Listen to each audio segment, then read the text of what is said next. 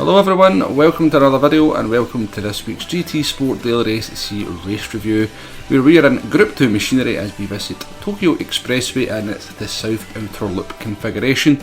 There's some great racing in here, some suspect moves, some respect and a little bit of karma to finish. So here's the settings for the race on the screen. If you've seen the strategy guide, you know this one is a no stop. We're just on the hard tyres.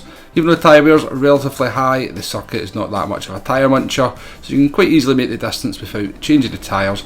Obviously, the better you look after the tyres in the early stages, the better shape you're going to be in towards the end of the race. Now, before this one gets underway, just a little bit of an apology for there being no Daily Race C race review last week. Did a few races round Bathurst, just wasn't really getting any worthwhile action to put into a video. Generally, the guys in front of me just pulled away from me, and I pulled away from the guys behind me. I spent, I think, 3 or 4 races pretty much on my own, so wasn't really worth putting that into a video and just commentating on very little happening. Thankfully, these races have been a little bit different, some good action in these, so let's get underway into the first one. We're in 4th place as the race gets underway. We are on cold hard tyres, we're in the slipstream, and that's going to mean dirty air coming into turn 1, so caution is the name of the game. Brake nice and early, take no risks into the first few corners. You're going to be low on grip, you're going to feel the car sliding. That's not going to be helped by the cars in front creating that dirty air as well. The car behind you is going to be in the same problem, so you're probably not going to be under too much of a threat from them either. Once you've got about half a lap done on the hard tyres, they should start to come to life and you can start concentrating on hitting your braking points where you normally would. Get onto the hairpin here for the first time. Again, it stopped nice and early, using that kerb to try and drag the car around. I do have a lot of trouble coming out this hairpin. The cars in front of me always seem to be able to sort of pull a little bit of a gap. Generally in the sort of opening laps of the races I tend to have a problem as well. I don't know if it's just my driving style, I'm not very aggressive on the wheel, not sure if I get the temperature into the tyres as quickly as some of the other drivers, or I'm using that kind of early grip as much as some of the other drivers, but it's definitely something that I see happening quite a lot in my races where I sort of struggle to hold on to the car in front, and that can put me in trouble over the opening laps of some of these races. And you're going to see a perfect example of that in the next race that we look at. However, the sort of drivers in front of us have been squabbling into some of the corners, so we've managed to stay nice and close here through the open lap, survive the sort of chicane of death that this circuit has, through there nicely. We're still in the slipstream of the Danish driver in front. We've got Max Power behind us, and he's going to feature in the next little bit of action in this video. So again, coming into turn 1 here while you're in the slipstream, do brake a little bit early. It's very easy to get caught out and hit that wall. You see, even though we broke early, we still didn't manage to get the car stopped in time. Clipped the wall there, that's allowed the 2 cars to pull in front of us, and it allows got Max Power behind us to close up on us significantly as we come into the braking zone of the hairpin for lap number 2 here. Go slightly defensive, got Max Power, doesn't go for the move. We actually sort of nail it fairly well, but we don't manage to get into that slipstream here again. Coming out of that hairpin in 2nd gear, I think you are better off coming out in 1st gear just to get that drive, but I use 2nd gear just to look after the rear tyres, which does pay dividends towards the end of the race. The result of that though is we have no slipstream coming down this long full throttle section. Got Max Power's got the run on us. I do try to sort of stay to the left hand side here to let him make the overtake. A little bit of a miscommunication. Got Max Power, hits the back of us, and we pick up the 1 second penalty. Just one of those things, absolutely no intentions there, just the penalty system having a little bit of a silly moment. But just one of these things, there's no need to get too down about it. It's only a 1 second penalty. That's fairly costly on this track, admittedly. As you're about to see here, we'll just fast forward into the hairpin. Burst 0185 in front of us is going to go wide and then just decides to cut in on us in a rather strange fashion. That's not going to help our acceleration out of the hairpin here. Doesn't really matter, we've got that 1 second penalty to serve. You're just going to see how much a 1 second penalty costs you on this track in particular. Obviously it's set in the middle of the long back straight. So we lose a couple of positions due to that. Thankfully, there's been enough incidents in the opening couple of laps of the race, meaning we don't sort of lose too many positions, and we can sort of sail into 6th place. But a fairly big gap to the cars in front, so time to get the head down and see if we can catch up there and start recovering our positions. So jumping forward here to lap number 4, or sort of midway through lap number 4.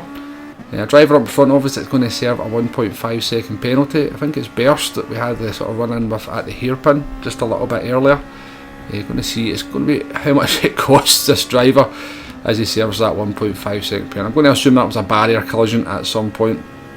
Enough for us to easily make the overtake. We get the space on the left hand side and we're up into 5th position. Got the German driver in front of us, just under a second there. These cars obviously the speed that they do, it looks like it's more than a second, but we were doing 180 miles an hour at that point, so the gap looks pretty big, but the actual time difference is not as big as you might think. German driver doesn't get the hairpin, doesn't get the chicane quite right. Don't know why he didn't pick up a half-second penalty, but the momentum lost means that we get a run out the last corner. A little bit of a slipstream, slightly better momentum down the main straight, and we should be able to get this move done down into turn 1. I would have said the German driver there should maybe have given that one up a little bit earlier just to sort of get a better line, but give us the space, we get the move done, and we're back up into 4th place where we started. And now it's time to try and chase down the top 3 and see if we can get a podium out of this one. So jumping forward to lap 8, there's not been a whole lot happened up until then. We've just been closing the gap down to the top 3, and we are now behind Mario Sonic 64-64. So this is a driver I'm quite familiar with driving against in daily race. See, to be honest with you, a bit of a bane in my backside, not in a bad way, but I always seem to be stuck behind this driver. It seems to be one of these drivers that's very, very good at qualifying. Always say it's really, really quick qualifying time, certainly quicker than what I can ever achieve in the time trial. But maybe struggles a little bit with their race pace, maybe something to do with consistency, maybe something to do with tyres, but very often I find myself behind this driver and battling to try and get past them. And whilst they are certainly not a dirty driver, they are very aggressive in their defending, so because I know this driver, I know I have to be kind of fairly cautious when trying to go for the overtake. I mean, cautious is not probably the right word, but I know they're going to fight it quite a lot. So you can see Mario goes defensive here into the sort of long uphill right-hander. I'm not really trying to get the move there, I'm trying to get something. Let's just set a bit of a simpler move maybe. If I can try and get them out of position, I can maybe get a move down into turn 1. But both of us get through the chicane of death there without too many issues. We may have a bit of a run here in towards turn 1, but understeer on the last corner means we had to come slightly off the throttle there, I think. But we are now in the slipstream. Can we get the move done down into turn 1? Mario Sonic's already kind of signalled his intentions to go defensive. We try and stay to the right hand side there to see if we can try and fool them, but they're having none of that. Not getting the baseline through the first corner, we're getting compromised quite heavily here through the twisty section, but we're now in the dirty air. You can just see that gap open up to the car in front as we struggle to get the front grip, struggle to get on the throttle, and you can see what's that, half seconds opened up there fairly quickly just through that sort of first sector. But we're still close enough here to be in the slipstream as we try and get out the hairpin. First and second not too far ahead there, as you can see. We get a fairly decent exit, and we should be close enough here to make this pretty much a done deal down into the right hander at the end of the meandering straight, I think would be the best way to describe it. Mario Sonic does sort of go defensive, but really just more than anything just picks a side, which is what you should do down here. If you've got somebody coming up behind you, pick a side early, that way there's no miscommunication as you sort of go through the sort of tunnel section there, and everything should be okay. But that's the move made there on Mario Sonic. That's one of my simpler overtakes on that driver. They do have a bit of a look down here into the chicane of death, but they sensibly back out. That is definitely the sensible thing to do. Nice bit of racing there, and as I said, one of my easier overtakes on that driver. He's made life pretty tough for me in some previous daily races. But as I said, not in a bad way, in a good way, sort of fair and hard fighting. Jumping forward here to lap 11, we have now cut up to the top 2. It definitely seemed to have a better pace than most of the drivers in this race come this part of it. Always been pretty good at looking after my tyres, so I think I do sort of always come alive in the second half of a lot of these races. In the slipstream of P2 now in front, but they're also in the slipstream of Got Max Power, and they look to be lining a move up into the sort of uphill right-hander. I do need to find out what the corner number that is on the track so I can call it something else. But there you go, the Danes made the move. I think Got Max Power actually came off the throttle and let them have it. And he's going to do a very, very gentlemanly thing here as we exit the corner. He's going to indicate to go to the right hand side and let me move ahead. I think he felt he was responsible for the penalty that we picked up earlier on, and that was him just returning that favour. Didn't have to do it, the sort of penalty certainly wasn't his fault, just the game having a little bit of a moment. But certainly a very gentlemanly thing to do, and great respect shown by the driver there, so I do appreciate that. Thank you very much if you happen to see the video. That puts us up into second place. We definitely seem to have the pace to maybe try and give P1 a little bit of a run for their money. But again, the dirty air plays a huge factor here.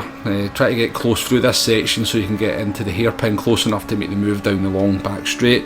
It's certainly easier said than done. You can see that we've actually dropped back quite a bit there. Jumping forward to midway through lap 13, or the last lap, we were close enough to pick up a slipstream here. I don't think I'm going to be close enough to make a move. We're going to try and make them do something silly, make a mistake, moving about in their rear view mirror, but we're certainly not close enough to go for the move, and we're going to have to settle for second in this one by the looks of it, barring any silly mistakes into the chicane here at the end. Danish driver makes it through pretty much safely, I make it through safely, got max power, makes it through safely. And that's going to be the 1, 2, 3 for this one. So fairly interesting race, some good overtakes, great respect shown there by Got Max Power. As I said, he didn't have to do that, penalty certainly wasn't his fault, but I do appreciate the gesture. So second place there, we were sort of driver number 1 in that one apparently, door number 1, we did gain some DR, so all good. As we move on to race number 2, so we didn't do the race immediately after the race we've just watched there. This was the sort of race after that, and a few more drivers have joined this one, so we're a bit further down the grid and we're starting this one in P5. So before this race gets underway properly, please hit that like button, please hit that subscribe button if you like what we're doing on the channel here. I'm going to try and get the videos out with a little bit more regularity than we have been doing. I'm going to try and use the community feature to give a sort of weekly schedule as what the plan is on Monday. So if you could hit that like button, hit that subscribe button, be very, very much appreciated. But this race is now about to get underway, the countdown is over, onto the throttle, and we are going to be approaching turn number 1, once again on those cold hard tyres, in the slipstream and the dirty air.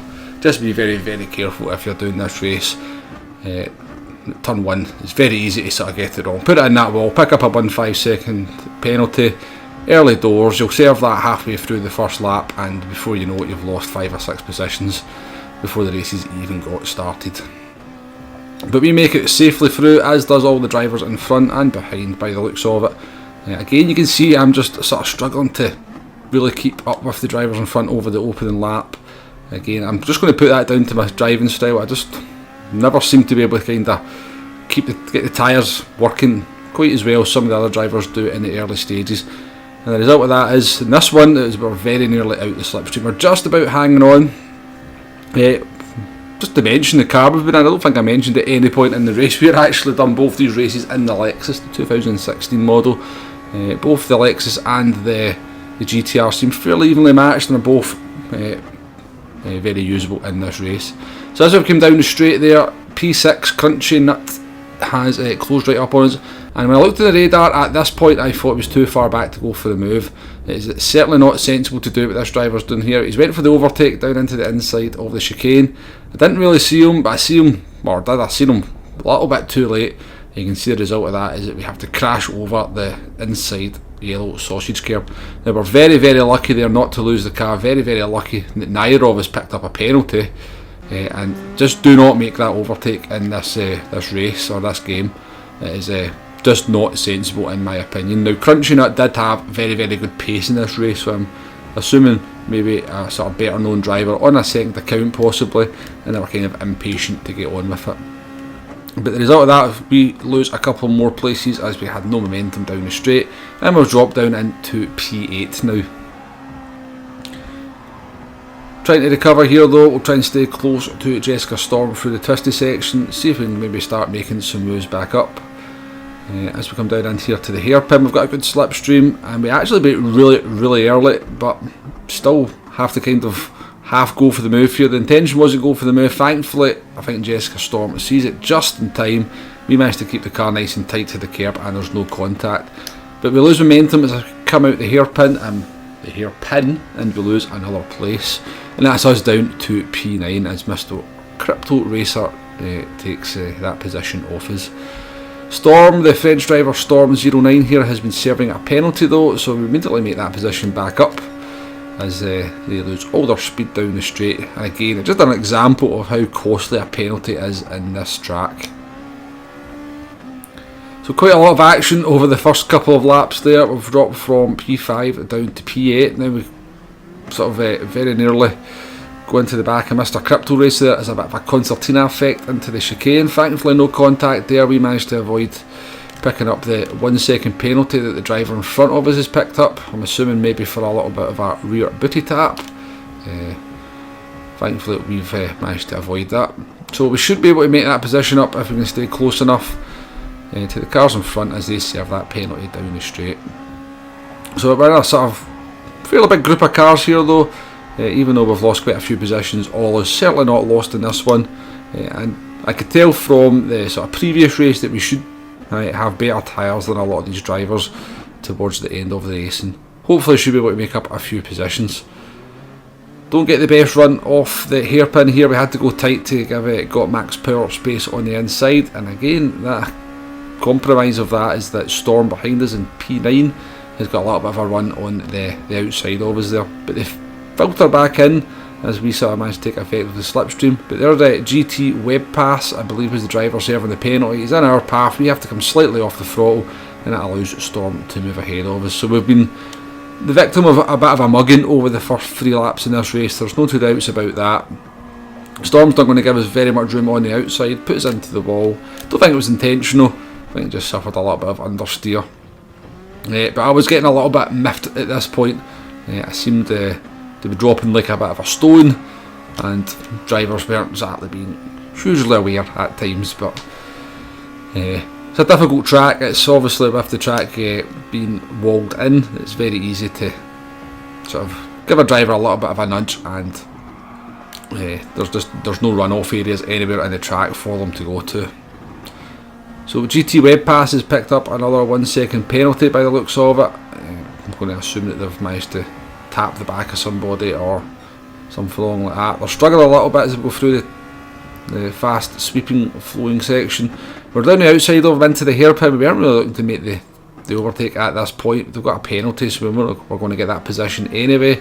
But because we're on the outside, it means we lose the slipstream to the car in front, which is not ideal at all. However, they are squabbling up there, so as we come into the chicane, you can see there's sort of drivers making moves, taking looks. We managed to get a much better run through, and we're back in that slipstream as I think Storm has a little bit of a moment. I think Got Max Power then taps the back of him and picks up a penalty for that. So yeah, these 1 second penalties for hitting the back of other drivers are still very much in the game, still very annoying, and just try and drive accordingly. Just realise it's you will get a penalty for tapping somebody in the back. Whether it's your fault or their fault or nobody's fault, the driver behind will very often pick up that penalty. Anyway, Got Max Power, they went wide into turn number 1, probably had dirty tyres from the previous incident, or even probably just a little bit annoyed about what's happened. So they go wide at turn 1 anyway, allows us to pick up that position. So we're now up into P7, and our Storm goes wide into the hairpin, so we should get a good run down the main straight here, not the main straight, the back straight. They certainly hit the barrier as well on exit, so we've got a little bit more momentum here. And I think Storm actually comes off the throttle halfway down the straight, lets us to pick up the position, possibly just due to the incident we had a little bit earlier on in the race when they kind of unintentionally put us into the wall. So I'm not sure if that was just a returning of the favour there or a returning for that, but if it was the case, then again another kind gesture there and a little bit of respect shown by another driver. That puts us up into P6, a little bit of a gap in front of us. We can get the head down now and see if we can close that gap up. So jumping forward here to lap 10, we've managed to close the gap down to the drivers in front of us, and we should be in pretty good shape at this point with our tyres. Again, I knew as this race progressed that my tyres would be in better shape than most other drivers, and that certainly seems to be the case. Burst and Crypto Racer here are going to try and have a little bit of a set 2 into the uphill right-hander.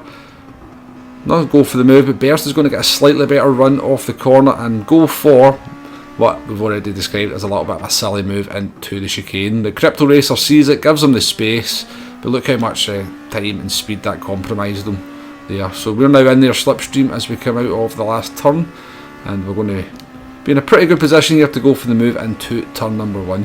I think that was a pretty silly move from Burst there. He was the main beneficiary of it though. He's made it work for him, but again, I just don't recommend ever going for an overtake into that corner. So we passed Crypto Racer into turn number 1, but they were close enough in the slipstream to go around the outside of us down the back straight. So we're back down into P6. But I think we actually get our better run off the chicane here. In fact, no, what actually happens, yeah, he goes wide and he picks up a half-second penalty. So that actually, there it goes, there's that half-second penalty popping up. So serving that down the back straight meant that we would pick up that position again. So we'll just jump forward to that. There's Crypto Racer serving that half-second penalty. And we're back up to P5.